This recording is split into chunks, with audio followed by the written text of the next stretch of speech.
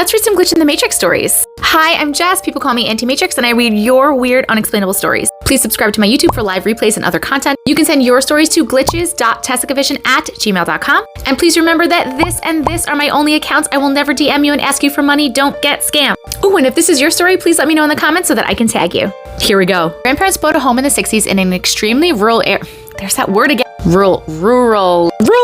I gotta do it every time. I'm so sorry. My grandparents bought a home in the 60s in an extremely rural area. They moved into the existing home, which is referred to as the old house by my family, while they built a new home on the property. This home is still standing, though in poor condition, across a field and a large creek from the home that they built and still live in. I was 12 years old and riding a go-kart in the field between the two houses. After I made a few laps, I noticed a girl with long, straight, dark hair standing in the window at the top of the old house.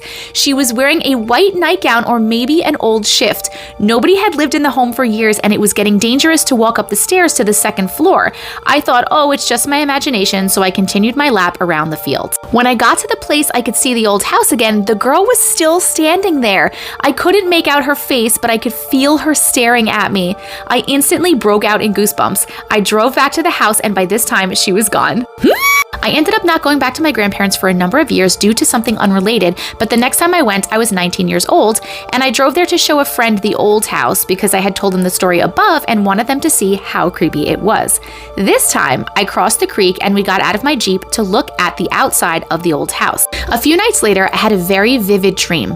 In the first part of the dream, I was at a carnival riding a Ferris wheel with a friend. All of a sudden, I felt the stare of the girl coming from behind our seat, but while we were in the air, I immediately closed my eyes and covered them with my hands. I felt blood from my friend splatter all over my face, hands, and body. Next thing I know, I'm inside the bathroom in the home where my grandparents actually lived across the field from the old house. I was in the bathroom and I got out of the shower. I turned around to close the shower curtain and suddenly felt the presence of the girl behind me. In my dream, I thought to myself that if I saw her face, I would die. No idea why that thought popped into my head, so I covered my face with my hands again. I felt her trying to pry my fingers off of my face, so I had to look at her. I woke up screaming at this point and made my husband, who was just my boyfriend at the time, come to my apartment in the middle of the night to stay with me because I was afraid. After all this, all kinds of strange things began to happen. I would wake up to my dog barking at the corner of my bedroom and all the hair on her back would be standing up. I started to have nightmares frequently, always about the old house. I would wake up to kitchen cabinets being wide open, but I lived alone and I knew it wasn't something that I had done. The damn kitchen again. One night, I went into my kitchen to microwave some pizza rolls. I stood in front of the microwave the whole time. It beeped and the light inside the microwave went off. In the reflection of the door, I saw behind me feet hanging at the level of my shoulders that were poking out from under that white nightgown.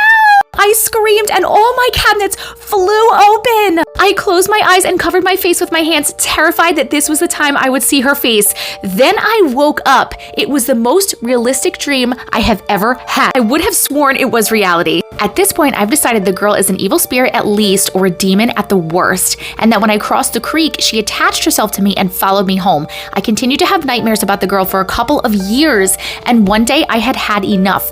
I knew something bad was going to happen if she didn't leave, but I knew she wasn't going to go willingly. One night I closed my eyes and I mentally pushed her out with all my strength. I told her she wasn't welcome, she had to leave, and then I commanded her to leave in the name of God. I then felt her go. She was gone. I have never dreamed about her since. My dog stopped barking at the corners of rooms. All the other strange things stopped happening. I truly believe the girl was a demon and that she wanted to kill me. I have never went back across the creek. I don't let my kids or my husband go across that creek. There is something evil on that old house still. I feel it. Remember to always use your words, kids. Your words are powerful.